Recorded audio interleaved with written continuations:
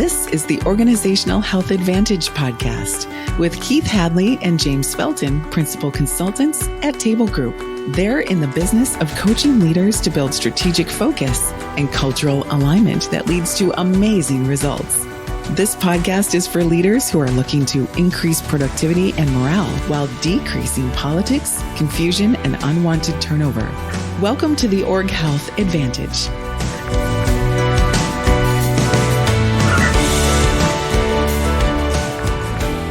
Hello, and welcome back to the Org Health Advantage podcast, where it's our job to dissect world-class leadership across different industries and settings. Today, I'm interviewing my co-host, Keith Hadley. We've worked together with multiple clients in our time with the Table Group. I've always enjoyed working with them and having great conversations about leadership and life in general. Before the Table Group, Keith worked for about 10 years at Career Builder, where he was their VP of Sales and Development. Prior to that, he led the Training and Development Department at Moody Bible Institute for 7 years, which followed his time of about 5 years as a management consultant at RSM McGladrey. All that aside, he's one of my favorite people in the world. He's extremely talented at helping leaders evolve their skills and their company strategy, and I just enjoy any time I get to spend with him, whether it's in a client session or taking a walk or having a drink. So without further ado, here's my conversation with Keith. Keith, welcome and thanks for joining. Thank you, James. It is great to be back on this podcast. Yeah, it's good to have you. So Keith, again, we've worked with a lot of clients together this past year. Some, clients that we had before COVID hit and some new clients. And then I know you had a good book of clients on your own that you worked with as well. I think this is going to be really good. What would you say is like your top kind of takeaway from 2020 and top learning, if you had one? Not that we need to go in order, but just to get it started, what would you say was that big one? Yeah. So the first one that comes to mind is early in 2020. I remember I was on a flight. It was the last flight I took as the whole country was shutting down. And when I got onto the flight, I had tickets to go to a Bulls game with my brother who was coming into town. And I remember thinking this is probably not a good idea. By the time I landed, the NBA had announced they were closing down. And I remember on that flight, I started thinking and writing a short article. And there was three things that we were focused on at the time. And that was as we step into a crisis, leaders that do three things are going to do well. And as I reflected on the year, those things just proved so true. And the three things are simple. It's number one, rally the team. Everybody's uncertain. We got to rally the team. And I think our clients that have had strong, very proactive rally cries, got organized faster. Second is just be super aggressive with your meeting cadence. I think we saw a lot of our clients really double down on how often they met and how long they met and just kind of shedding their fear about meeting more often. And then the third was leaders that really amped up their over communication, just consistent messaging. As you and I worked with different leaders, the ones that were doing that seemed to be doing better. The ones that weren't doing that, it was really easy for us to coach them on the need for those three things. Yeah. Oh, those are really good. And I would say my top learning that I think really kind of follows suit with that is that the clients that had done this work, around aligning their team and behaviors, around the clarity and the principles that they were going to run their company with, I think the clients that did that work early on, or even decided to take it on during COVID, felt so glad that they had done that work. And I think there are countless leaders that we work with that just look back and said, we are so glad we did this before COVID. Right. Because if we had to address team dynamics or lack of higher level strategy to run the company with, if we had to address that during this, or if we hadn't ever done it, boy, we'd be in a very different place. Right. Yeah. If during COVID we could leverage the trust we had built, Yeah. as opposed to trying to figure out how do we build trust during this crisis, that was a real stark difference. Yeah. Kind of on the heels of that, I mean, Pat Lencioni did the one podcast about plant your frickin' tree. Yeah. And I think that is kind of along those lines of like, when's the best time to have done this work before COVID? When's the next best time? Right away during COVID. Yeah. Yeah. Absolutely. Absolutely. Cool. What was next for you? The next one, this is something I noticed kind of coming out of the year as I was reflecting on it, is I had a lot more conversations with leaders this year that were struggling with cascading their work to the next level. To me, that's always been a part of this work that has seemed self-evident, that if we can help the senior team become cohesive and aligned, that you would naturally begin to cascade that out to the next level team and the next, or to the next group of leaders or key influencers, or in smaller companies to everybody. And boy, a lot of our clients really struggled with the confidence or the courage to do it, or we would kind of be in debates with them about the need to do it, or we'd be surprised that they hadn't done it. I really think it's this virtual environment where, leaders are afraid of like now everybody watching a town hall on Zoom, right? Or delivering a state of the company kind of address over Zoom and video, and the idea that people won't be engaged in it and people will be multitasking, and so I agree with you. I think the cascade has always been a challenge, and this setting has made it worse. In fact, I was just on a call with a leader yesterday of a company that we've worked with a lot, and he said, like, I just don't know how to do it. Like, I love doing it in front of people, but now over video, I'm not so sure people will listen. Yeah. And I'm like, so my advice was shorten the message, keep it bullet point, don't dive into too many of the weeds, and be engaging and have some messaging behind the camera, so you could stay on topic, but don't feel like you have to, be this master at engagement over Zoom. Just give them the message and be done with it.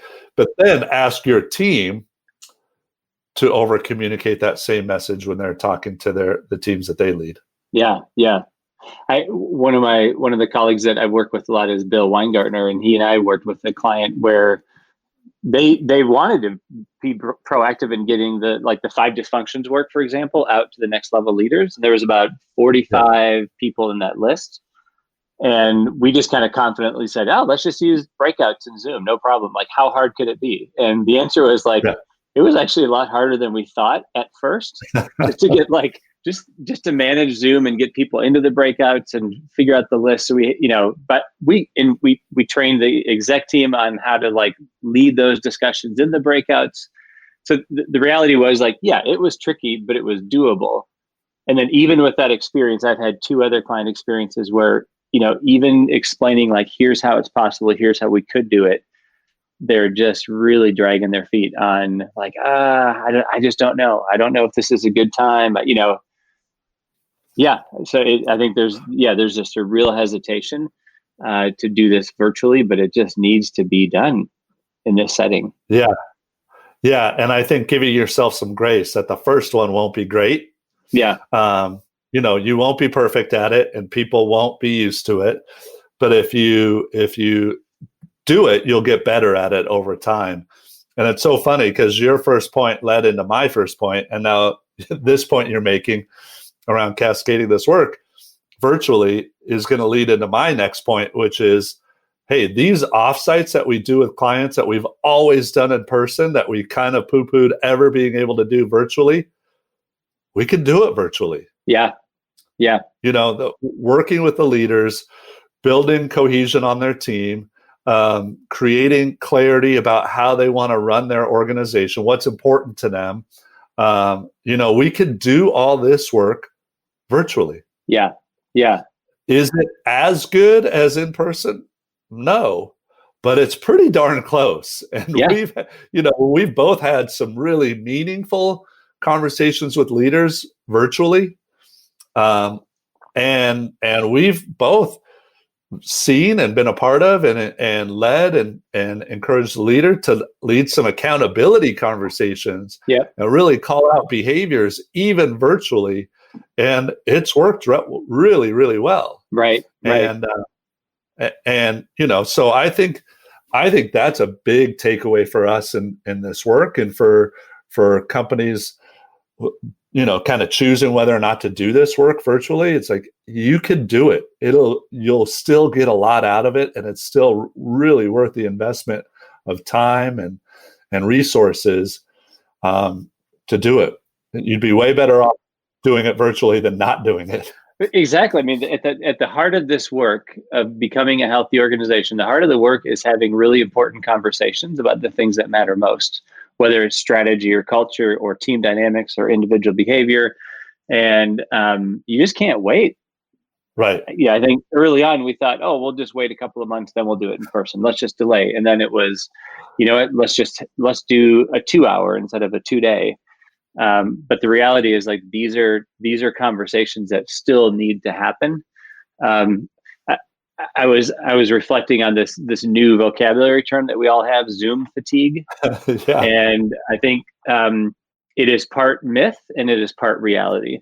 The part reality is it is really hard to get locked in front of a computer, standing in place, staring at your computer, versus just what it feels like organically to be in a meeting room where you can stand up and walk around. Yeah. That part is absolutely true. The fatigue on one's eyes is true. How easy it is to get distracted by other things popping on the screen. But the part that's myth is we've had so many clients that have said, hey, we don't want to do an 8-hour day. Let's break it up into 90-minute chunks. We're like, okay, that's fine. That totally makes sense. 90-minute chunks, maybe with a half an hour break. Yeah. And then every time you get into that 90 minutes, the topic on the table is something incredibly high stakes to the company. It's about a product launch, or it's about a customer, situation, or it's about a reorg they're doing on the team. And everybody forgets they're on Zoom. They are just trying to solve the problem. And the time is flying by. We're telling them, like, hey, we'll take a break when at a natural point. And it's amazing. Like, we've done full 8-hour days, and we've gone longer than 90 minutes, and people aren't tired, and they'll say, hey, let's just take a quick 5-minute bio break and come right back. Like, okay, let's do that. And you're driving this. So yeah, like, we have not needed those long breaks as much as we thought we would. Now, if it was a presentation, you'd have to, but not for conversation. Right. Well, I love, like, just the last offsite that you and I did. It was 2 days. And the leaders, in our prep calls said, like, hey, we're really worried about this Zoom fatigue, and we want short blocks of time engaging with each other and then longer breaks. Okay, good. We got that. Like, let's make it 2.5 days. And then we get into the session. We start it with this, like, hey, just so you know, we're going to short times of conversation and then longer breaks. And then, like, the first session, the first part of the first day, we go like 2.5 hours. And then it's like, okay, we said we'd give you long breaks. How much do you need? And they're like, 10 minutes. Wait, I said long breaks. They're like, no, we're good. Like, let's just keep going. They thought the long break was going to be a drag on the discussion and the session, not the Zoom fatigue. And they got so much done. Oh my gosh, they got so much done in that offsite. So much done, and we didn't need the half day at the end. We did it all in 2 days, and it was great. So, that concern that people have, get it. And I think it's almost around the multitasking as opposed to needing the breaks. Yeah. So that's so good. So good. Okay. What else do you have as like a key learning from the year? Yeah, another one, I'll just kind of switch it, like a personal, or not personal, an individual one, not a team one. Yeah, right. We've spent a lot more time in 2020 in one-on-one conversations with leaders. I think we just really ramped up that touch Absolutely. point with the leaders. CEOs want it; they need it. Being a CEO is a lonely job, especially when you're working from home. And I would say the number one thing that I have spent time talking with CEOs about is performance management, holding their teams accountable. Like that is still the number one struggle for senior leaders is, just the basics of like setting a clear expectation and giving somebody feedback. Hey, here's what I need. Here's what I'm getting from you. Here's the gap. Can we talk about that? Probably the number one article I've shared over the year has been an article that relates to, having hard one-on-one conversations with direct reports. I've had numerous leaders reach out to me proactively saying, hey, do you have a few minutes? I need to talk through a situation. And I always know what that means. So, I think that's universally there, but it is still a struggle for leaders. It's something that, I don't think we necessarily get better at over time. I just had a conversation with a leader that we've worked with a bunch. I just had this conversation yesterday, and this topic came up. Yeah. And I reminded him, because so much of this is, hey, we know, we just need to be reminded of these things. And I reminded him of that model that we share a lot, which is FOSA. FOSA. And it stands for facts, objectives, support, and action. And that, just to break it down real quickly, the facts would be, hey, here's what's going on. And here's what the person who reports to me is doing. And we need to change this. And here's the objective. I'd like you to start doing this. Yep. So we go from, what's the current situation to the desired situation. So facts, objectives, and then it gets to support. So I'm having this conversation with my direct report, and I say, okay, how can I support you in making this change? Yeah. You maybe brainstorm a little bit. It doesn't mean the leader has to accept whatever idea the direct report comes up with. But then you get this, okay, current state, here's where I'd like you to be. Here's how me, the leader, is going to support you. And then here's the action. If you don't make the changes, here's the action I'm going to take in response to you not changing. Yeah. And it's really important, I think, to have that accountability built in for two reasons. One, the direct report knows this is serious. Like, we're actually going to follow up on this. And two, now I've got some accountability on my own because I made it public to him or her that this is the action I'm going to take. I lose credibility if I don't follow up on that action. Yeah. One of the themes for me this year was just, that because of COVID, sometimes it gave people a longer ramp for their dysfunction to be addressed. It was like, well, we have so much going on, we can't deal with this now. And so when, my biggest encouragement to leaders this year is just like, just dive into those conversations. If you're frustrated, if you're not getting what you need from a leader, you just need to, you need to be able to be proactive about having that conversation. Just enter the danger. And as you enter the danger, ask permission to do it. Say, hey, can we have a conversation? It might be a hard conversation about what's going on in your area. Be vulnerable. Just like, you need to know I'm really not very good at this type of thing. Yeah. That's another big, just be vulnerable about it.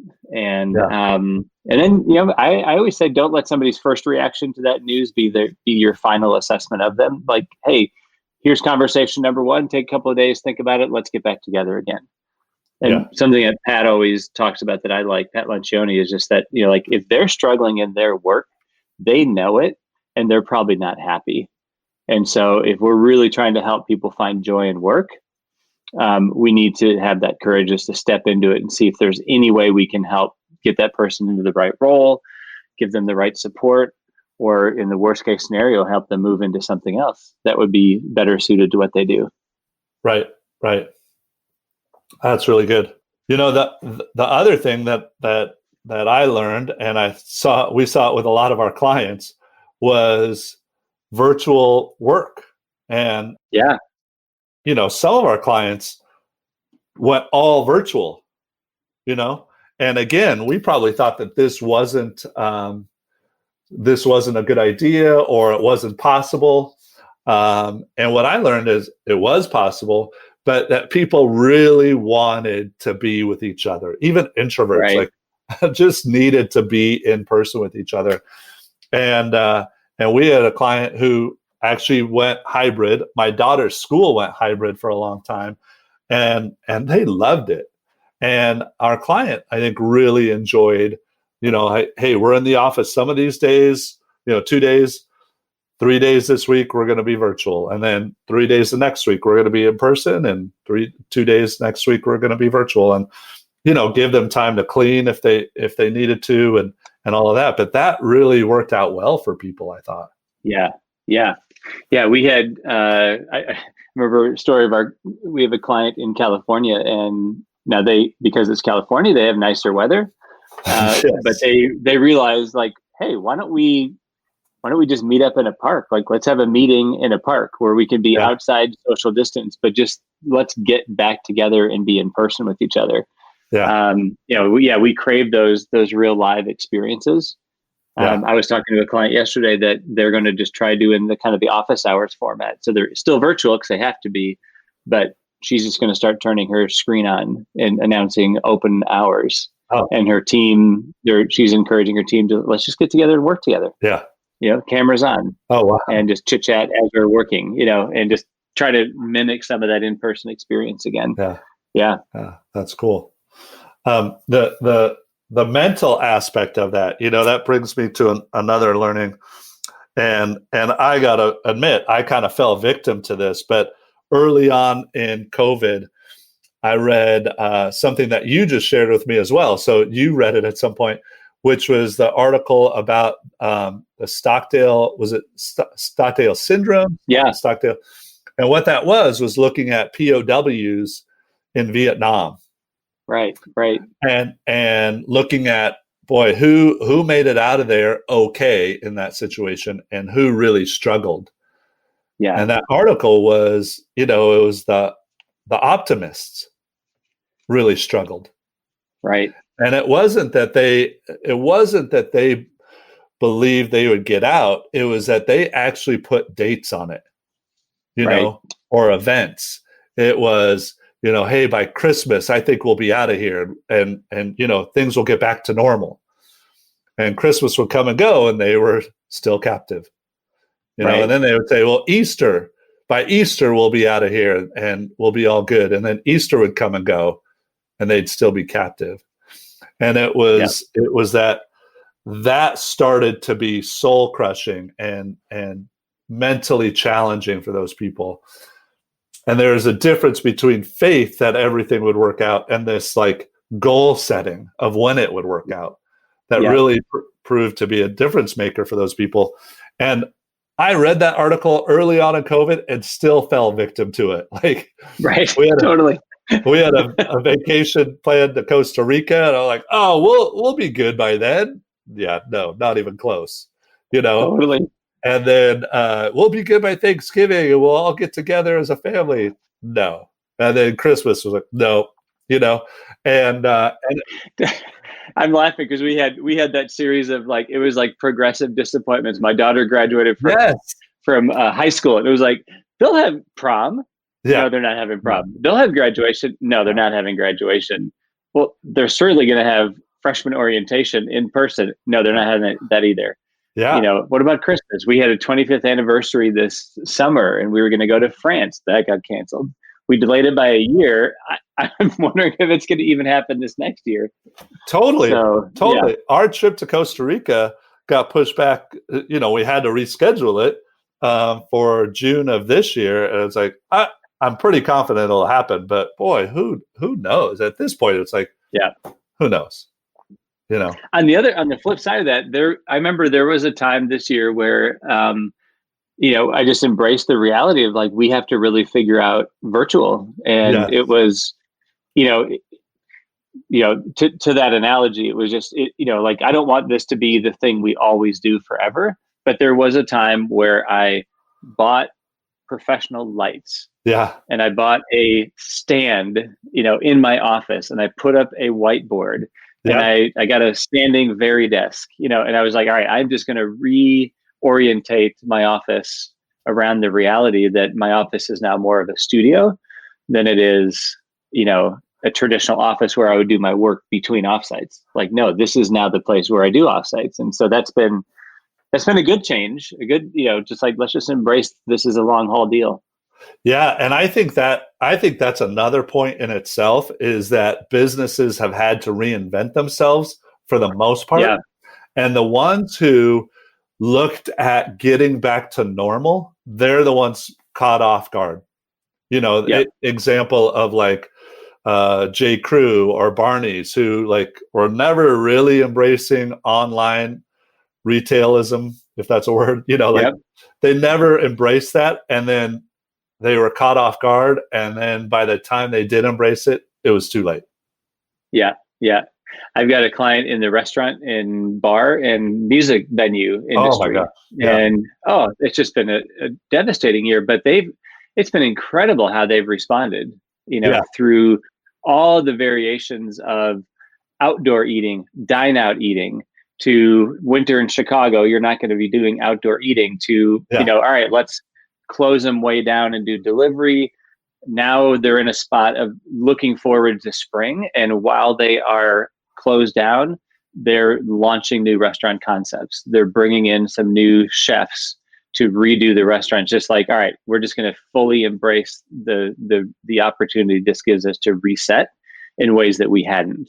And they've, they're doing their best to keep good relationships with the folks they've had to furlough and lay off while they're closed. And, but it's all about, when do we relaunch? But embrace the reality of the moment and use it to be creative. Yeah. Yeah. I have a client in a similar industry. They are more concerts and conferences and festivals. And they actually were the ones who started doing the drive-in movie concerts, where you go to a drive-in movie and it's up on the big screen. And you do it, you get together, but you're in your car or around your car and you're seeing it up here. So you're going to this concert and you're also around other people, but not too close. And they've been killing it with that stuff, Yeah. And again, just having to reinvent themselves, which is awesome. One of the things these guys did is they did pickup truck concerts, where they put a band in the back of a pickup truck and drove around to different parks in Chicago. And on social media, they would announce where they were going to be. Or they did a rooftop concert where they kind of shut the street down in front of the restaurant, and did a concert from the rooftop and invited the neighborhood. They're all about bringing communities together. That's their purpose, is to create community. So but you're right. This is an incredible chance for creativity, if we can do it. Yeah. Yeah. Okay. I've gone a couple of times. Do you have anything else that's on your list? Yeah. Sort of related to what we were just talking about is a theme that emerged this year was the need for how important it is to have clarity, not necessarily consistency. So, the work we do is answering 6 critical questions. Yes. Why we exist, how we behave, our core values, core purpose. That stuff doesn't change. But like what we do, how we succeed, what's most important right now, that stuff, during this season, like, let's be honest, some of that stuff we were making it up as we went along. In fact, we were making it all up as we went along. And I worked with a couple of leaders that had like announced a new thematic goal, a new rally cry. And then something came up where they weren't sure if that was the right rally cry, and they were hesitant to re-announce a new one. And I said, just put it out there. Like, it'll actually be a more powerful message if you were to come back even a week later and say, hey, I know last week we said X was more important, but here's what's happened, and now why is more important. And so, don't mistake the need to be clear with the need to have a consistent, message. If you need to change what's most important, if you need to change the message, just change it. Tell people why it's changing. If you put somebody in a role and that's not the right role, put them in a new role. Like make sure it's clear what we're focused on and what our role is. And that's the most important thing, is to be clear. But we can be very agile and we can be very flexible and we can continue to move and evolve and continue making things up and adjusting. Like that's been the theme of the year, is the need to switch and change. And I think constantly. there the important thing is because people are afraid to seem like they're changing their mind or flip-flopping or don't have clarity themselves. That's what they're afraid their employees will think about the leadership team. It's actually more important to make the right decision, even if it's a little counter to what the decision was last week, because things are evolving all the time. And you need to be super clear, not only in the direction you're going now, but clear about the messaging as to why you made the change. Yeah. I mean, we've had clients that have made major pivots to their business. Like we were focused on cost cutting and profitability and stabilizing and scaling. And then suddenly it was like, oh, wait, nope, time out. We are now focused on, how to ramp up production, how to get bigger. Let's get more people out onto the floor. Let's open up a new location, because of the way their business had to pivot. And as long as we're clear, this is what we're focused on. That's where we need to be. That's great. I think for me, one thing that's been really important is, and this is totally personal, but I think this all relates because we're all in COVID, whether we're a leader or not. And, but it's to change your scenery, get out of town, go visit the beach for the weekend, go up to the mountains, just change the scenery, because I think COVID and working virtually has meant we could really get in a rut. And I know you're really good about like, hey, if I have a break in my schedule, I'm going for a walk.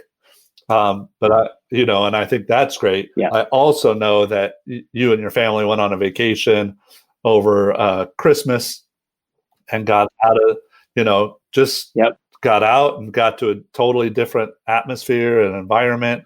And I know how great it was for you. Me and my family did the same thing, and it was awesome. Yeah. It was such a great way to relax and recharge, and we probably just need to do that more often. Totally. I mean, it was like, hey, we're in a bubble. So as long as we're in a bubble, let's go get an Airbnb and be in a bubble in a different spot. And it was hilarious. My youngest son was in virtual school, and so he was up incredibly early every morning. The rest of us were out doing hikes. I did one client session with my iPad propped up on my suitcase on a bunch of pillows, and so I didn't have my normal stuff, but it was just so great to get out of the normal routine, because we can. We kept the bubble, we stayed safe, but we got into a different spot. I'm sure Airbnb is killing I would think so during this time, and VRBO and all those people. Yeah, absolutely. Well, this is certainly not an exhaustive list, but I think it's a great list. And so just to recap, we talked about leaders need to rally the team, double down on meetings and how important those are, and over communicating to their organization. We touched on that last one a lot. Teams that did this work prior to COVID or even during found it really valuable. And we realized we could do this work virtually. By the way, a point on that one, it's probably either good to have everybody in a co-located and the consultants are virtual to keep that bubble atmosphere, or for everybody to be on Zoom. But I think you and I would agree that when you have some people on Zoom and some people in person, that makes it way more challenging. But the point there being like, hey, we could do these offsites virtually. And then, we still need to cascade this work, and it's a little bit more challenging when it's virtual, but keep the message succinct and then ask your team to reinforce and over communicate those messages with their teams. We talked about performance management conversations still being a priority. They always were. It's still one of the more challenging conversations a leader needs to have. But now, because of how work is happening virtually, it's probably even harder. And we brought up the FOSA model of facts, objectives, support, and action. We talked about, like, if you have to go hybrid, maybe you could think of some creative ways to maybe meet in a park, or maybe do hybrid work.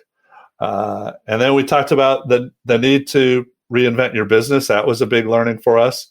I would imagine at this point, a lot of companies have already done that, but are, still doing it as this goes longer and longer. And you talked about clarity over consistency. And make sure that we know what we're doing, what's most important right now. Even if we have to change our mind, it's better to pivot than to keep going down the wrong path, and make sure you're messaging the reason for the pivot. And lastly, just a personal suggestion was get out of town and change your environment as much as possible. You're doing it daily, going on walks in between calls. And that's great. And we could also look for weekend trips or just 1 or 2 days during the week to get out. And even if you're working virtually, just get an Airbnb somewhere else and work from there. So that's a pretty good list. That is a pretty good list. Maybe the last one is take time periodically to reflect on what you've learned. Oh my gosh. Well, case in point being, I read that Stockdale article and then fell victim to it. I'm like, I should have taken time to reflect on that some more. But yeah. No, this has been an incredible learning year, and bringing an open mind and chance to reflect. Well, Keith, thanks again for joining. This has been awesome, and hopefully our listeners find it as valuable as I find it. And thank you for your time. I really appreciate it, man. Yeah, thank you. Thanks for having me back. Thanks for listening to the Org Health Advantage. Your hosts, Keith and James, are helping leaders change the world of work and invite you to share this podcast with your friends and colleagues. For more resources on building stronger teams and organizational health, check out tablegroup.com. Produced by Audavita Studios. Connect your voice to the world.